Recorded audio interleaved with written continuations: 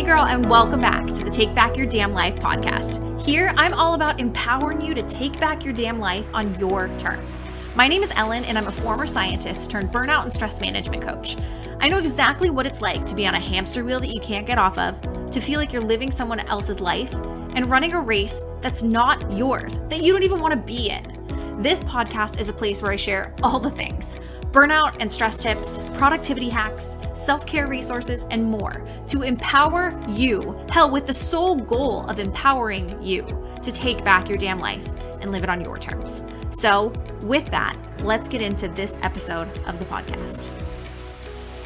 Well, hello there, friend, and welcome back to the Take Back Your Damn Life podcast. I'm getting this episode out a little bit late because it's actually my birthday week, and I was out of town last weekend having some glorious staycation time with my boyfriend, and it was wonderful. And I'm getting around to recording this a little bit slow this morning, but that is a-okay because it's coming at you, and it's coming at you with some very powerful information. Sorry, I just slid my coffee cup across the table there.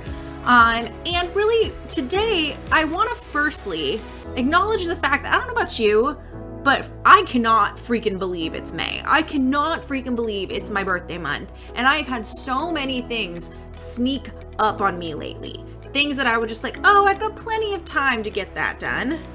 And now it's due. I don't know if you can relate to that at all. I've got 2 speaking gigs coming up. I've got a big project that's due for a new collaboration I'm doing. All the things are coming up, and I'm just like, wowza. Like, what? Where did this all come from? And I think when we get into seasons like this, where things just really are sneaking up on us, it is so important that we have times in our day that are protecting. Times in our day that are kind of our anti-burnout time. The times that we really reserve to protect ourselves from overwhelm. And those times are so freaking crucial to preventing our burnout. So that's what we're going to be talking about today. One of my favorite things that I do that's kind of an anti-burnout ritual. We're going to talk about my daily anti-burnout morning routine. And I do this pretty damn religiously. I mean, like, even when we were at our little staycation at the lodge we were at, I'm still doing something like this, if not perfectly, at least remnants of this, because what it does is it helps me prevent burnout. It helps me create space in my day. It helps me unplug. All of those things are incorporated into this time in my day. I've never on this podcast talked about the 5 types of self-care, but it's something that I talk about frequently in my speaking engagements and with clients. And what I love about this morning routine is it incorporates in almost all of those 5 types of self-care. The 5 types are physical, social, mental, emotional, and spiritual. And they all have a different component, an important different component in you really managing your self-care, which is such a crucial part of managing your burnout. So this is my daily anti-burnout morning routine with kind of some of the bonus add-ons that I don't do every day, but I work in as often as possible. The first thing I do when I wake up in the morning is I try my damnedest not to check social media. I get up in the morning, I do grab my phone, but I have a rule for myself that I can't check social media within the first hour of waking up. Sometimes it's harder than others, and I'm not perfect with it by any stretch, but that is always my intention, and my goal is to not get on social media. Now, ideally, I wouldn't get on my phone at all, but that leads us to the next step, which is important for my emotional self-care and for my spiritual self-care. I meditate. I meditate using an app on my phone. I personally love the Calm app, though I recommend Headspace, Calm. There are a number of other great ones out there, but I meditate first thing in the morning. And I love meditation because of the fact that it is one of the only times of day that I give myself true permission to not think, not do, just be still. And it's really over the years, I've been doing it since fall 2017. Over the years, it's really helped me develop my intuition. That's probably my biggest thing that I love about meditation. I did some podcasts, which I'll go ahead and link in the show notes, about all of the really practical benefits to meditation and mindfulness practices. So I'll link those in the show notes, Coach Ellen, ELLYN.com/podcast. I'll go ahead and link those in the show notes, but I love getting that meditation And, it's debatable as to whether or not you should do it first thing in the morning. I personally just do it first thing in the morning because that's the time of day where I know I'll get it in. There are other times of day that maybe I would want to meditate, but oftentimes when I try to move meditation away from my morning routine, it just doesn't get done. So I wake up in the morning. That's the first thing I do, obviously. I wake up in the morning. I try not to check social media for the first hour. And then I grab my phone, I grab my app, and I meditate. It's only a 10-minute meditation. Sometimes if I'm really feeling like, I want to challenge myself or I feel like I've got an abundance of time, I'll meditate for a little bit longer. But that 10-minute meditation is a non-negotiable first thing in the morning for me. The next thing I do is I grab my Kindle, and it is my birthday week, so I got a new Kindle, and I'm very excited about it. My old one was starting to glitch because it was like 4 years old, but I grab my Kindle and I read. And I usually aim to read a chapter, but it kind of depends on my day and my morning how long I read for. My goal is usually to do 15 to 30 minutes of reading and just aim to read a chapter in whatever book I'm reading.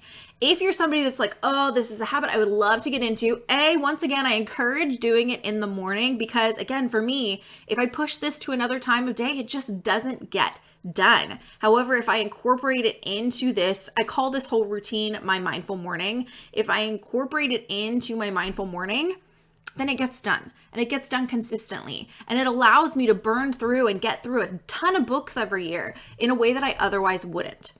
If you need further accountability to make sure you read, head to CoachEllen.com, again, ELLYN. Head to CoachEllen.com/book club and join us. This is a great place. It's really, really inexpensive, and it's a great place to sit down if you know you want to make time to read something that's not work emails. So you can definitely join us there if this is something you want to incorporate. But that's the next step of my morning routine. I sit down without social media, hopefully for the first hour.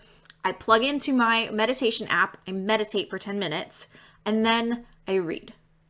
Now, that is the non-negotiable part of my morning routine, my daily anti-burnout morning routine. And I want to add in here some kind of bonus things that I also incorporate, as well as some bonus things that I've done to really make this anti-burnout. Now, disclaimer, I'm an introvert, so I have a certain level of social time that really kind of exceeds my introversion threshold, if you will, that starts to feel exhausting. I personally just like a lot of intentional time in solitude. It really rejuvenates me. It really, really fills me up. And so one of the things that I've done with this morning routine is I've communicated to my boyfriend, if and when he does stay over at my house, that that's my time and that I really need him to not be around during that time and to not be chatting with me. It's really my time to be by myself. And he has been so tremendously respectful of that and tends to just stay in the other room while I'm doing my morning routine. So maybe that's something that you need to do as well, to communicate to your significant other or to your family, hey, this is my time. Whether you give yourself 30 minutes, an hour, just communicating that this is my time to the people in your life can be tremendously powerful, and they will probably know the difference between just your mood of when you get that time versus when you don't.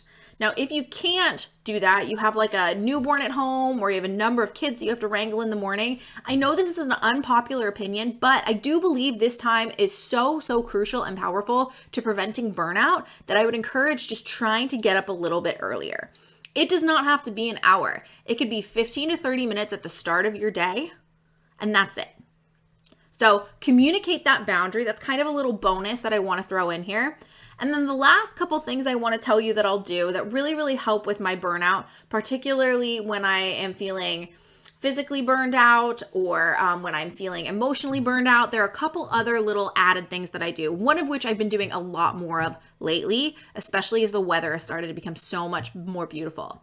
So one of the things that I do, and I do it less consistently than I used to, is I journal. That is kind of a optional part of my anti-burnout morning routine, my morning mindfulness routine, if you will. And I journal more of kind of a stream of consciousness journaling. If I have something I need to work out, I will sit down, I will put pen to paper, and I will do it.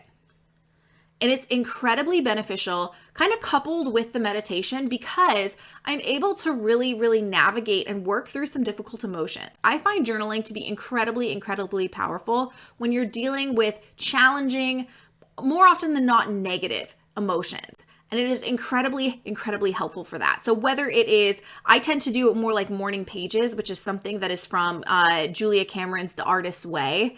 And it's basically 3 pages of journaling every morning. I used to be incredibly, incredibly disciplined about doing that. But as of late, I've found that it's been less necessary to journal every single day. So it's more like an optional thing. I try to aim for journaling once a week, but sometimes not even that happens. That's kind of one of the habits that I actually want to try to get back into.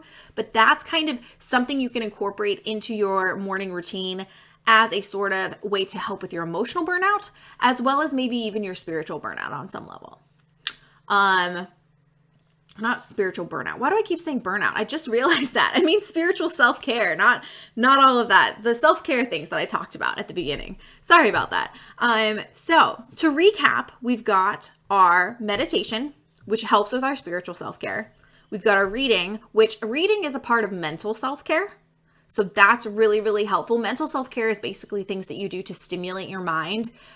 So I read for my mental self-care, and then you might journal in the morning to give you some emotional and or spiritual self-care. And then lastly, the last thing that I sometimes incorporate in, and this is one that I've actually been doing a lot more of, is I might go for a morning walk. And I love this for so many reasons. I've been an at-home workout person for a long time. I swear by it. I love it. It's one of the most consistent ways that I can make sure I get my workout in.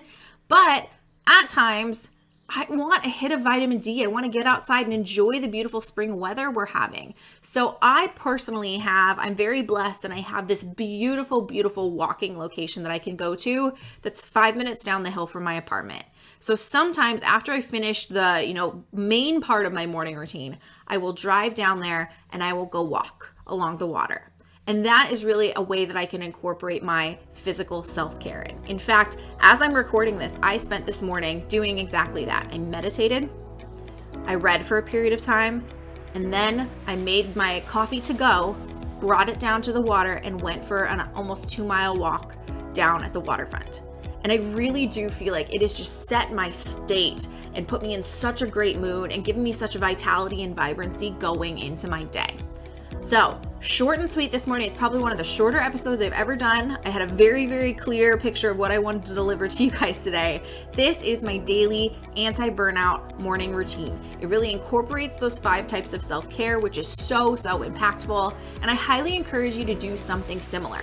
It may not look exactly like this, but play around with those 5 types of self-care. Think about the ways in which you might incorporate them into your morning, and then just kind of build your perfect morning routine. Again, it doesn't have to take a ton of time, but just go about building it to give you that time in the morning to help you better manage and maybe even prevent your burnout. So with that is all I've got for you today. Thank you so much for listening, and I will talk to you next time.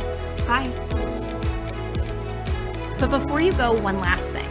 If you enjoyed the hell out of this episode, there are a couple of things you can do. Podcasts grow and thrive because of you. So if this episode made you think of a friend, or you found it valuable enough to share, there are a couple things that you can do to help me out. You can rate the podcast on Apple, submit a review, send an episode to a friend, or just share a screenshot on Instagram so I can shout you out in my stories. Until next time though, thank you so much for listening, and go out there and take back your damn life.